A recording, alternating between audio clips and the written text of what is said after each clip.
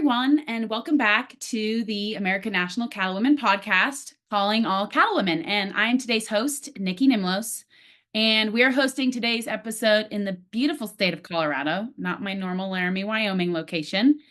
But today I'm joined by Katherine Tracy, who is a cow-calf producer on the West Slope of Colorado.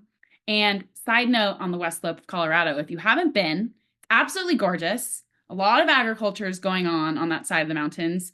And to me, it's a little bit slower moving than the Front Range, which I greatly admire and appreciate. And something unique is that it's also like Colorado's wine country, which is quite a pleasant surprise when you're driving over and you get into the valley. But when I drove through the West Slope last summer, I will say, and really anywhere in Colorado, you have to have some level of appreciation for the ranchers because without them, this land would be subdivided, sold, and go into a neighborhood. And really, urban development is like the plague that is affecting Colorado and rangelands in this state. But anyway, that is my side rant about the West Slope.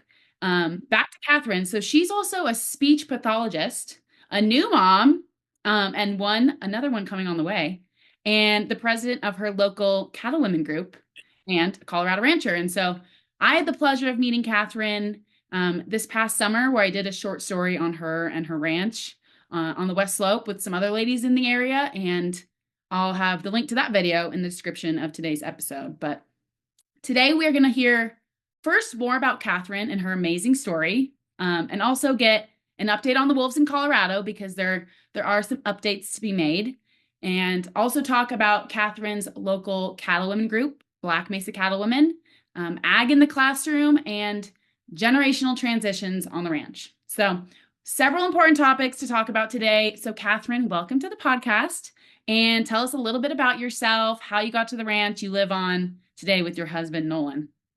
Yeah. Well, thank you, Nikki, for that introduction. And you're right, Western Slope is beautiful and someplace everyone should visit.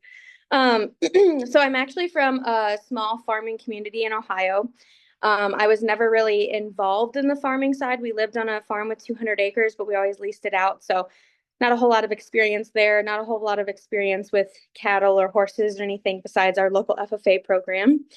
So I moved to Colorado in 2019 for a speech therapy travel job. I was not planning on staying here. But I came and I started loving the area, and then I met my husband. And he is a fourth generation rancher out here, and it's a cow-calf operation. We have a lot of Sim Angus cows, and we're trying to throw in some Hereford to see if we can get some more Baldies going. But yeah, that's kind of just my background and how I ended up out here. And after I met my husband, I realized that I was not going to continue traveling. I was going to stick around in this beautiful country and help him on his ranch. Yeah, so can you just share a little bit about how you met your husband and where you were at? Because I think that story is very fun. Yeah, I'll try to give the short version because I could make it way longer than it needs to be. But so I met my husband on a cattle permit in Gunnison. A coworker of mine, I'd only been here a couple months, and a coworker of mine asked me if I wanted to go and help them gather this permit over fall break. And it sounded like an amazing opportunity that I never had experienced before. And so I absolutely said yes. And she warned me, she's like, we're not going to have any running water or electricity or sewer or anything. So we're just going to be in this camper. And I'm like, that's fine. So we went over to Gunnison, and Nolan was there because his family shared the permit with this other rancher. And uh, we spent the next 5 days in a camper, all of us. Again, going to the bathroom outside and nothing. He saw me at my worst. We rode, I mean, it was 14 plus hours a day we were riding to gather these cows. And Nolan told me a few years later, he's like, I was watching you all those days, and you had your stirrups were way too short. And I had no idea because I was wondering why my knees hurt so bad, but he didn't have the courage to say anything to me though until like the last day. But basically what happened is they forced Nolan and I to ride together, just the two of us, and we kind of got to talking, and they made me ride home with him it was about 2.5 hour drive from Gunnison, and we rode home together when we were all done, and it was like I had known him forever. And after that, it was just I don't know, it felt like a fairy tale. And even our wedding, it was just like a Hallmark movie, honestly. And it's so sounds so cheesy, but um, it was an amazing way to meet my husband. And like I said, he saw me at my worst before he ever saw my best. So. And now y'all are, managing the herd, working on the ranch together. How is that going? Good, yeah. I will say Nolan and I are that couple, and I know we're still freshly married in a way. We're only 3 years in, but we love working together, and I think that's probably our favorite place to be is when we're able to do things together. We try to schedule our time since I am working at the school district. We schedule a lot of our big moves and things together so we can do it as a couple. And now with our son, we include him also.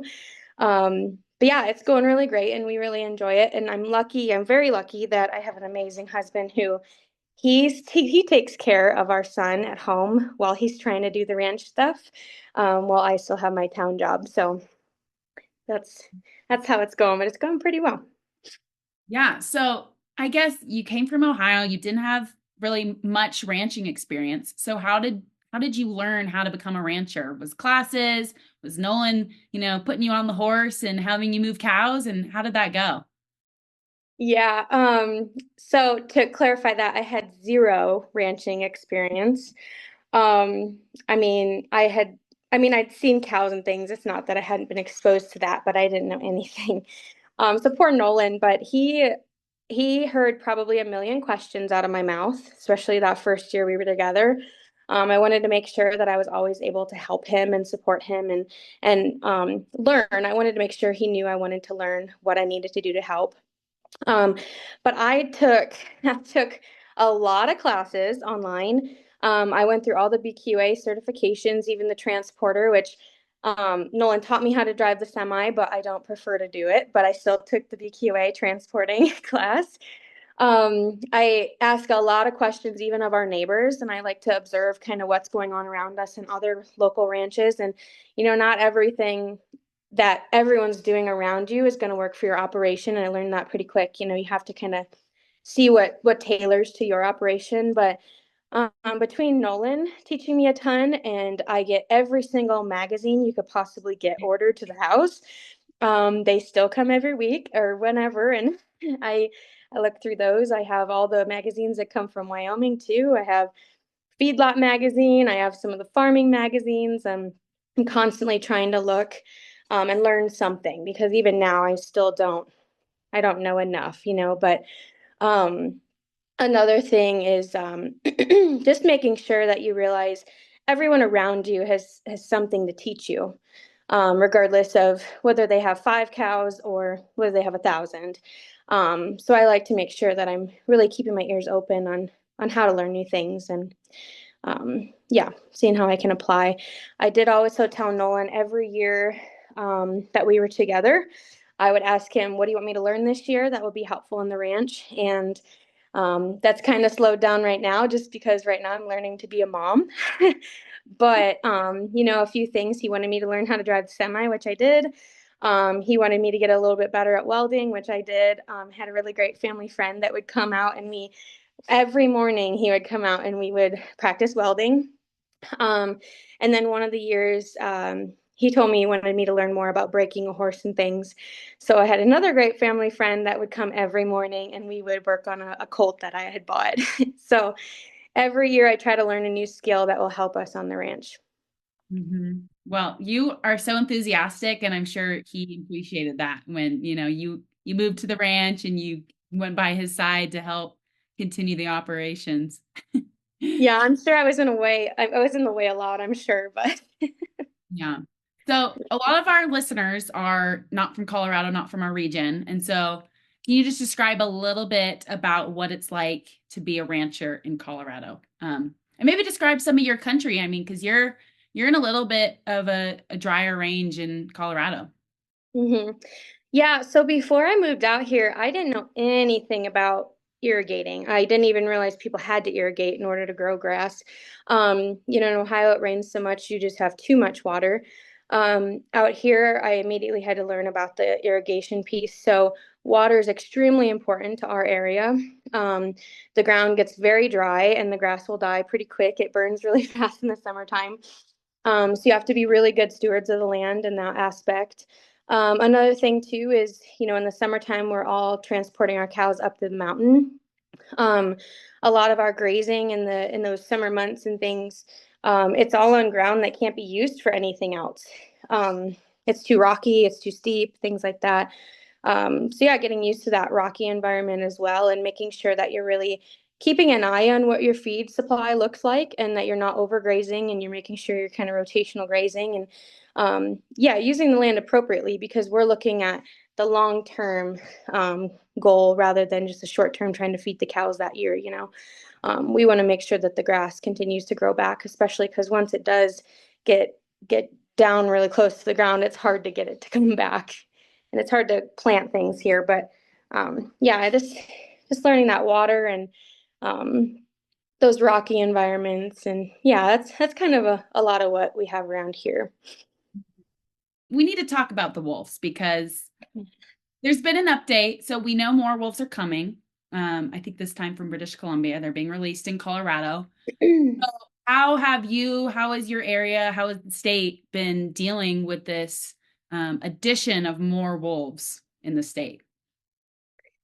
Yeah,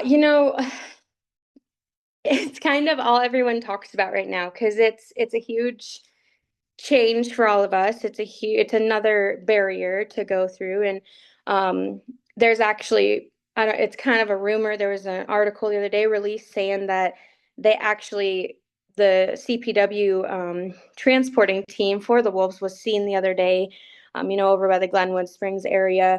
So whether that's true or not, it sounds like they may have already landed in Colorado. Nobody really knows. But right now, it feels like there's a little bit of a lack in transparency of the communication when it comes to what the plan is. There was a rough plan when they started this reintroduction or additional introduction of wolves. There's not, I know it's over budget right now. So I know CCA was trying to weigh in. Um, there was a petition that went out too that they were trying to get CPW to at least pause the reintroduction just to kind of make a better plan, because it is over budget, and the plan to safely take care of our cattle and even pets and our working dogs and things like that isn't really clear right now. But that was denied by CPW, and we immediately started the process of bringing in more. um, our Congress members are now starting to take it to the federal level and see if they can help get it overturned, which I think that's fantastic. Hopefully we can get some more support on that level too, since it's not working on the local level. But it's hard to know what we're supposed to do, because I know there's some funding that's supposed to be available for getting range riders and all that, those sorts of things. But it's not out there in everybody's faces, and we're not really sure. If you're not really sure where they're getting released either, we don't know, do we need it right now, do we not need it right now? Because they're it sounds like they might be going to Pitkin County, so that's closer to us.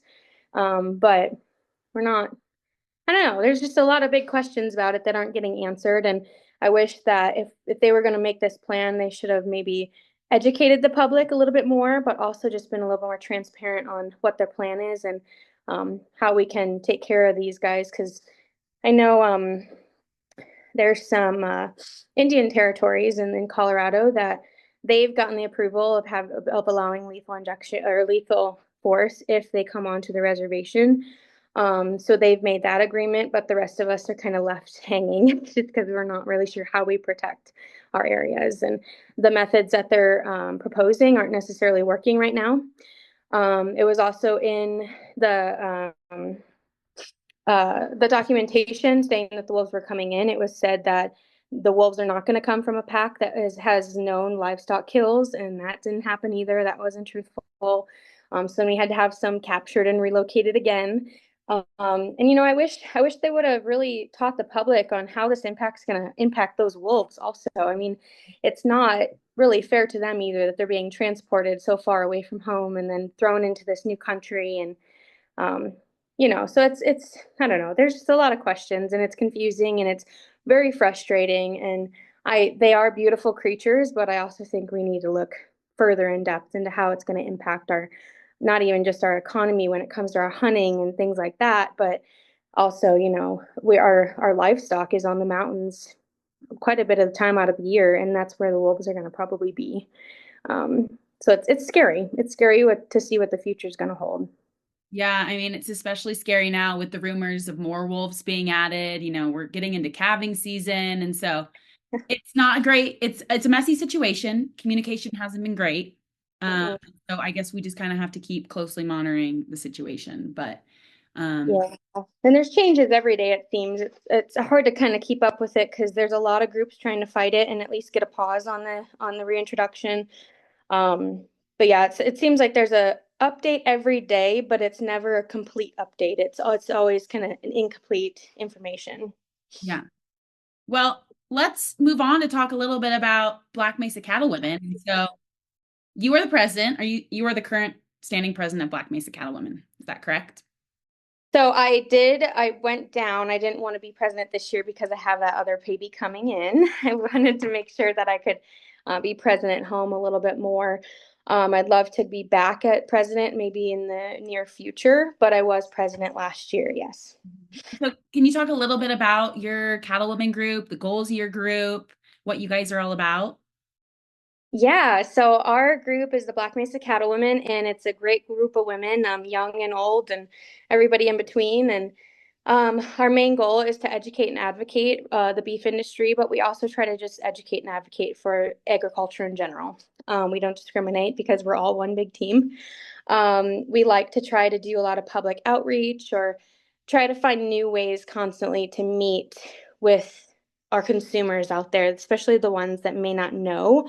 We're really trying to find those people that are in the middle of the spectrum of, uh, I don't know anything about beef, or I don't know how it's raised, or what are the concerns when it comes to vaccine, things like that. But our best thing that we want to do is just educate and make sure we're out there advocating for our industry.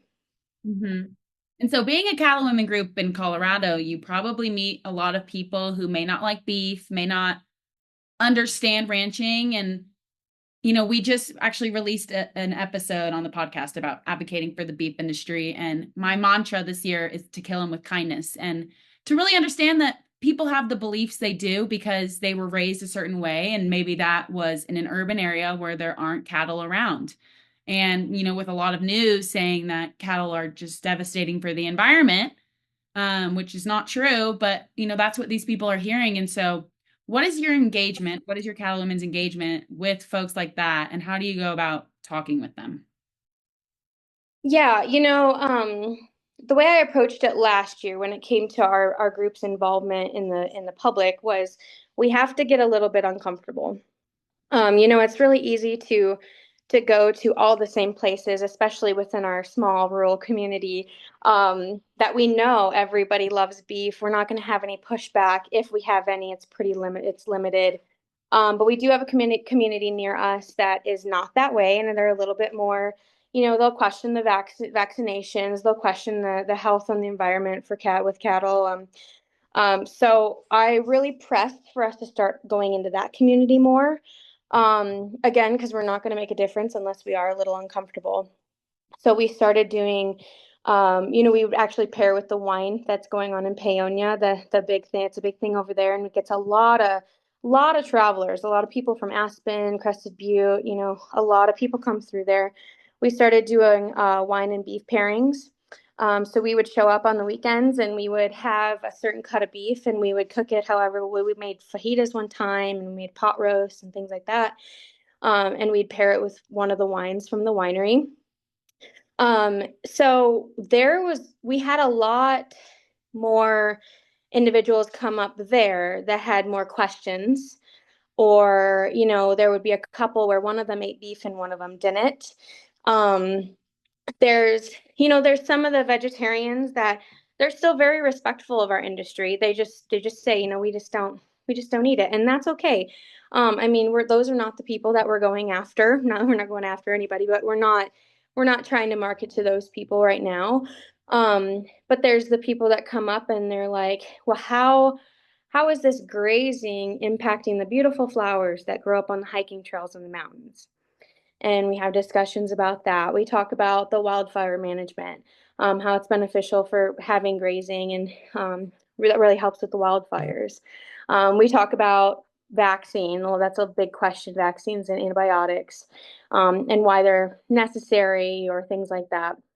Um, but yeah, just I like that killing with kindness because it truly is. You're not going to fight fire with fire and you're not going to win that way. It has to be being able to take their perspective, respect it, but then figure out how can I teach them something and give them something to really think about.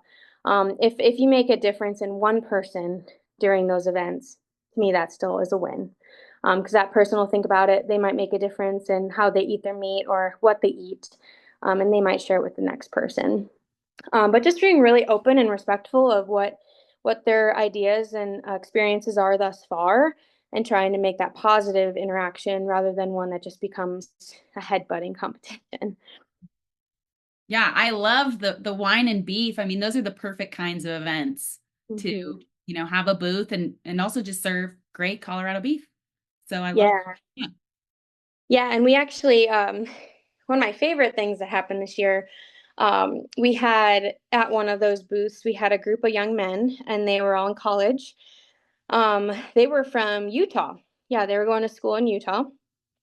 They didn't, when you kind of judge appearances, which is not okay to do, but they didn't look like beef eaters, like you just kind of were like, okay, they're not going to stop by the booth. Well, all of a sudden, here they come over, and there was a five of them, and they're like, yeah, we want to try the pot roast with the wine, and so they tried it and they stood there for, I want to say 30, 45 minutes, just asking questions and talking and having discussions. And, I asked them, where are you guys from? And they're like, we're from all over, like we just met at school and we're on our way to Crested Butte they were on break or something. And it was a really amazing and eye-opening conversation because, I mean, it was a group of people that I was not expecting. Um, they were very positive with asking their question and being receptive to what we had to share. And they really were truly listening and learning and asking additional questions based off of what we said.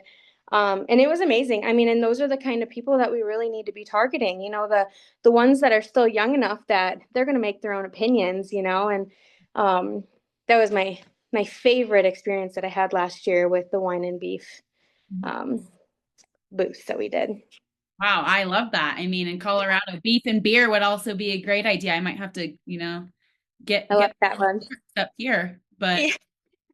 that's a great idea for people in other areas, to Mhm. incorporate beef into these kind of spaces. But Mhm. Yeah. so, I'm curious to know your thoughts on cattlewomen involvement. And there's always a spectrum of involvement in cattlewomen groups, from people who just pay their dues because they want to, still be a part of it and support it, all the way to people who, attend all of the events and are very heavily involved. And so what's your advice to women or members, or maybe people who aren't members of their own cattlewomen group, who want to get involved, but they're not sure, they might fear they don't have the time to participate, but they're interested in getting involved? Yeah, I love this question. So, in a lot of cattlewomen groups, especially ours, we have the majority of our membership, I'd say, are more silent members. And to me, I don't really have a problem with that because, in my opinion, it takes everybody on the spectrum. Their dues are helpful, even their support's helpful. We have some that they don't attend meetings because it's hard to attend meetings, at 7 o'clock at night on Mondays. But they might show up and help at events, or they might always be saying, how can I help? How can I do this? Or being more involved that way. And I think it's important for our cattlewomen groups to remember that we can't degrade the members who are not being active in our groups. We have to still accept their support, respect their support, and just know, okay, that's where their stage of life is right now. Or they have so much else going on, they would really love to give more time to it, but they can't. Um, I wouldn't, I wish more women would realize that they can join and they don't have to be active participants. Just because, again, I mean, just having that membership means something. And again, if you find something that you want to be involved with, like one of the events that your local cattle women group is doing, then reach out and say, hey, I would love to come help. How can I do that? Or, but the time commitment's hard. And I mean, it's hard for all of us. And I think it should be I think it should be okay that we have a lot of inactive members who are still paying their dues and are still supporting the industry and our groups. Because if you think about it, if we didn't have those inactive members, our groups wouldn't exist, truly. Hmm. Yeah, and I love that. And I've been kind of experimenting with this with all the different cattle women groups I want to be a part of. And, I like to attend the meetings and listen in and hear what's going on. And a lot of times it's just one event a year, maybe two. And, there's never pressure to join, but yeah, I think it's always a great idea to try and get involved, even if you're nervous about joining or you're not sure how involved you can be. Yeah, absolutely. Hmm. Yeah, that membership matters. Yeah. Well, I want to transition to ag in the classroom, and you're in the classroom right now, so this is very fitting. So you work for your local school district as a speech pathologist.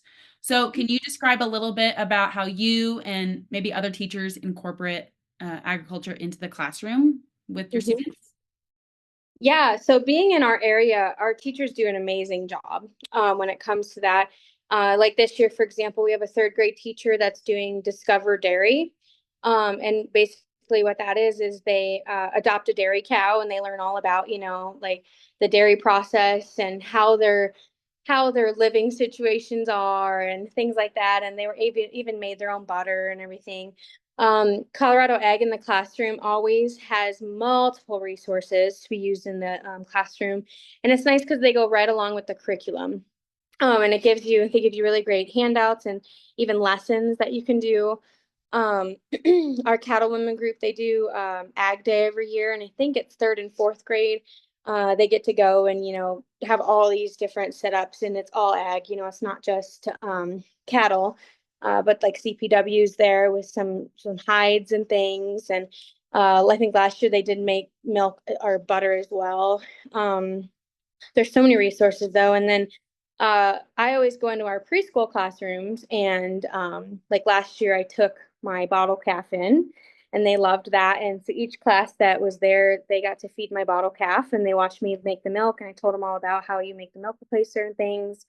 And they absolutely adored that. Plus, I think my bottle calf really liked all the pets, but I try my best to always get in the classroom as well and see what I can do. And our cattlewoman group also does they do beef cook-offs. So it's once a quarter. It's the middle school groups that they have the little cooking class that they do. And their assignment is they make it's kind of like an Iron Chef almost, but they make a dish using beef, and then we have our cattlewomen members who come and they judge and see who wins. And at the end of the year, we do a Iron Chef where they make a full meal for everybody, and it's they have a certain set amount of time to make the full meal and present it to the judges. And it's so much fun and they love the engagement. We also try to attend the career fair. That's one thing that I think a lot of kids don't realize, that you can go into agriculture and not be a rancher or a farmer. You can get into the drones, you can get into the technology piece of it. There's all kinds of things to do with the environment.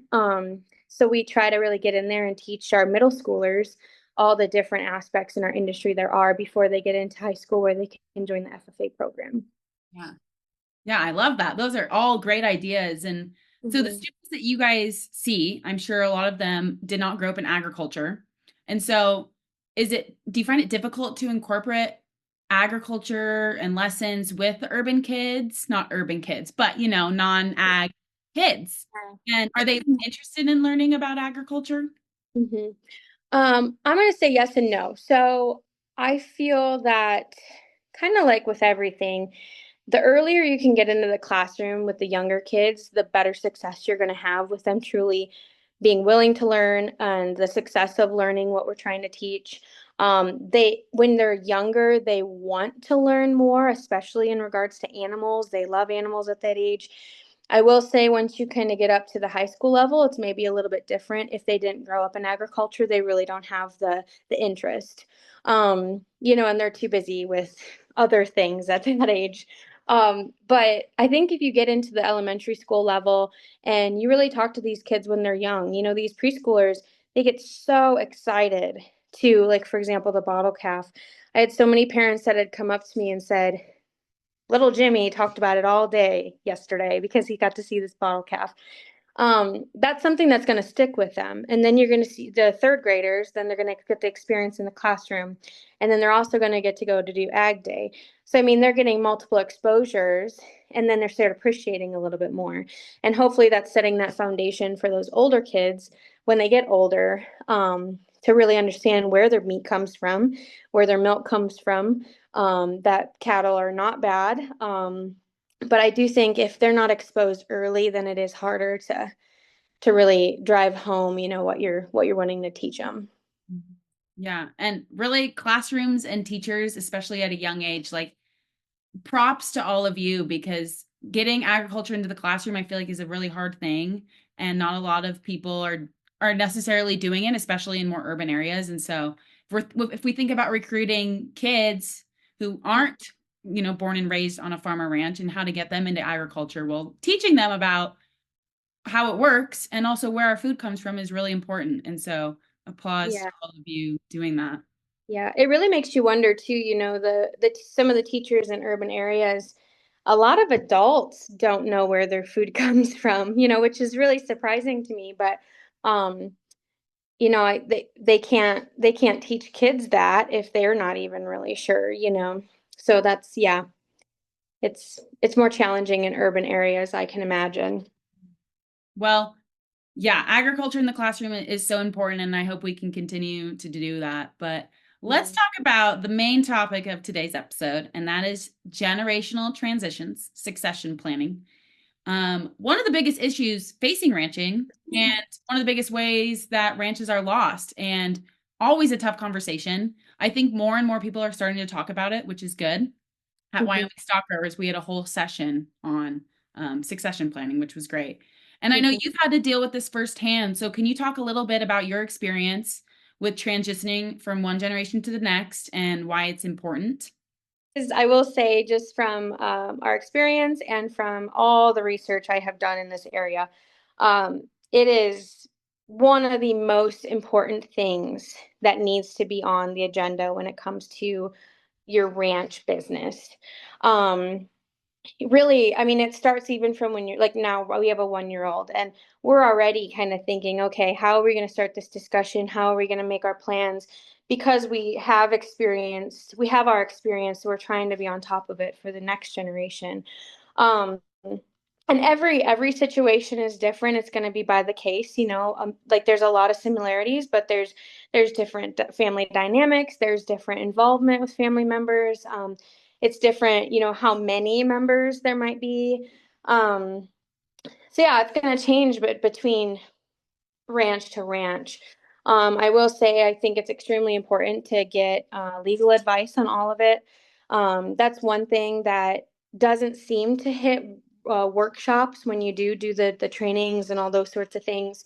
I do know the winter conference for CCA that's coming up on Monday. They actually have a ranch succession workshop, and they do have an estate lawyer that's going to be there, and I think that's fantastic because that is usually that one piece that's kind of missing. It's you don't really know the legal pieces of it, or what you can do legally or illegally. um, but it's a huge issue, and it should be a huge issue, and it needs to be something that's talked about. Not even thinking about just ranching, but family businesses in general. Only 13% of them make it to that third generation. 3% of them go on to the fourth and beyond generation. My husband is fourth generation, so it gets even harder the further you get along. But it just drives home the importance, though, of early planning. Start planning right away. Start the discussions right away. We have friends of ours that with their family ranch. She knew growing up that it's going to be her brothers because they are that more older traditional piece where it's the firstborn is going to get the ranch. But she knew that growing up and she's okay with it. And if she ever wants to get involved, she can buy her way in and make it where her family can be supported as well. I've seen other families that they have one child and they still require that single child to come back with a business plan and present it to them in a business manner and prove why they should come back and how they're going to add to the business. And I mean, again, not neither of those are going to fit with everybody, but what is your priority? Number one is, did you want it to continue on the legacy? Are you looking for it to be continued on to the next generation and further? If that's not your plan, then I feel that those, your siblings need to know that, or your kids need to know that right away, just so they're not coming back from school and wanting to work on the ranch and they want to raise their family there, and then it ends up being pulled out from under them. But it's an extremely, extremely, extremely, extremely important conversation that needs to be started right away. Yeah, and I think that is the key to successful transitions is to start those tough conversations early on. Who's involved, who's going to get what, who's going to be in charge. And so from what you've seen, what are some of the resources that people can use? Like if they don't go to the cattlemen annual meetings or, Mhm. I know university extension offices can be a great resource, but what are others that you've seen? Yeah, so one that I did through Texas A&M Extension, I did it's called Generation Next. It's a really great in-depth program. It lasts quite a few weeks. I mean, it's a long program.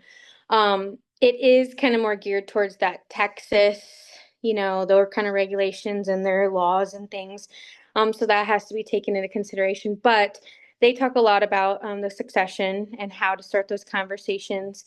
Um, I would say, depending on family dynamics, maybe it's important that you have a mediator involved within the discussions. Again, just because you never really know how conversations are going to go. Hopefully, if you start that conversation early enough, it'll eliminate or at least reduce the amount of anger that's going to be felt later. A lot of times when these things are not taken care of and put in writing and estate plans done, things like that, it's going to start causing resentment. It's going to cause jealousy. It's going to cause, families to be broken up. And no one wants that. So that early planning is really important. I know Montana State, they have a really great worksheet that you can get on, and it's self-guided. You just fill it out yourself. You can fill it out with the family as well.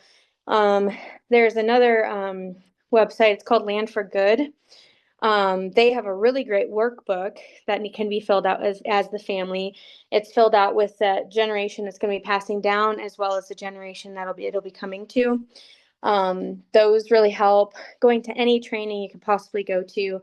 I know ranching for profit, it's a little bit expensive, but they talk about succession planning, and they actually have you do hands-on activities where you practice having that conversation, especially with different kind of family dynamics. But really take into consideration that you never know what's going to occur. You never know if there's going to be a medical emergency or there's going to be a random death in the family.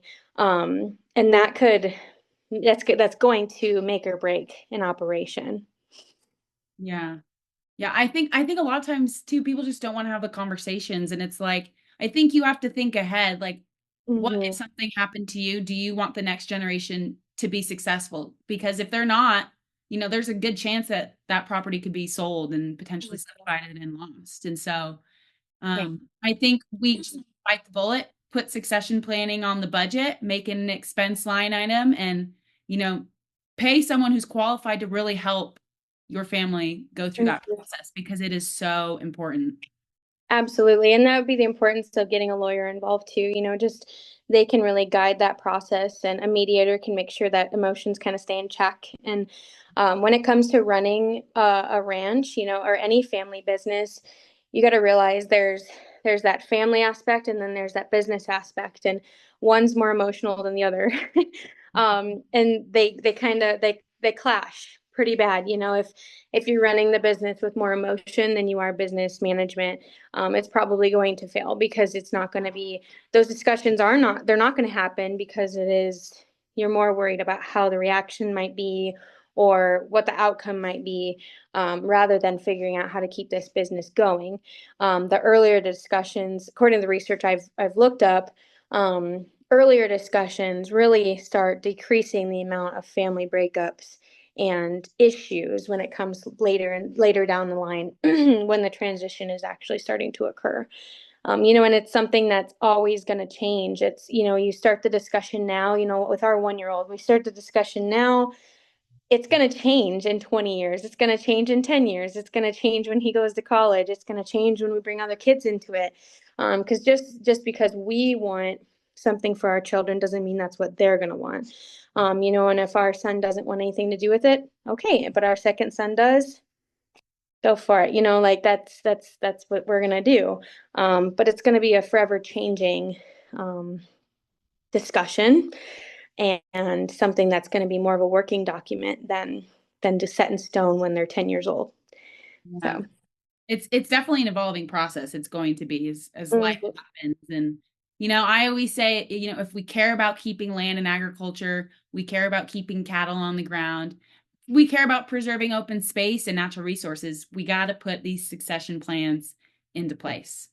Yes, and it's, oh, if you have to buy a sibling out or a cousin out or whatever is your situation, and you decide to cut off a piece of land of the ranch to give to them, you have to think about how is that going to affect your long-term productivity? How is that going to affect the long-term success of the ranch? Because we all know how important land is, and once we lose it, you're probably not going to get it back. So those considerations really need to be taken into fact and as a factor. Those are all important things to consider. And my last question to you, Catherine, is what is your advice to those who have not yet maybe thought about it or started their succession plans? Please do it. Get on it right away. I know it's uncomfortable. I mean, it's uncomfortable for the generation coming in, and it's extremely uncomfortable for the generation that's transitioning out.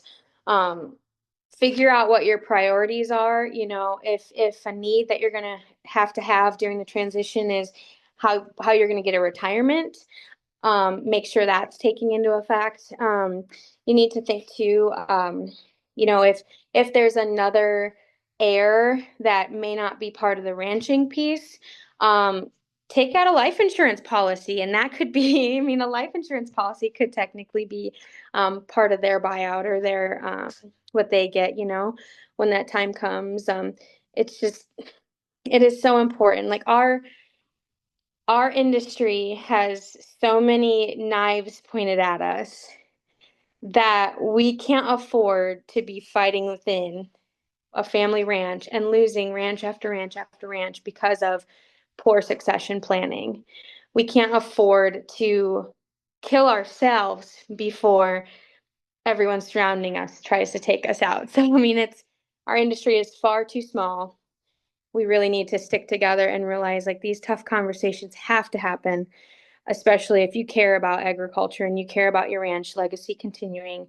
Um, it's gonna be tough. It is tough. It's uncomfortable. It might cause some poor feelings for a minute, but not taking care of it is gonna cause even worse feelings, and not taking care of it is gonna cause an even worse outcome. So just really start the discussion. I mean, and get whoever needs to be involved. The heirs, the owners, the lawyers, whatever it takes to get a plan in place. And please make sure it's in writing too. Just because something is verbally stated doesn't mean that that's what's going to occur. So make sure that's part of it as well. You really do need that in writing piece of what the plan is going to look like, because you never know what's going to happen the next day. So, um, yeah, just please just start the conversations. Yeah, totally. And I think that's a great place to end this episode. We talked a lot of topics, a lot of different important topics. And thank you so much for coming on to the podcast and telling us about yourself and what you do. And I'm sure everyone is going to love to hear more about you. So thank you very much, Katherine. Thanks, Nikki.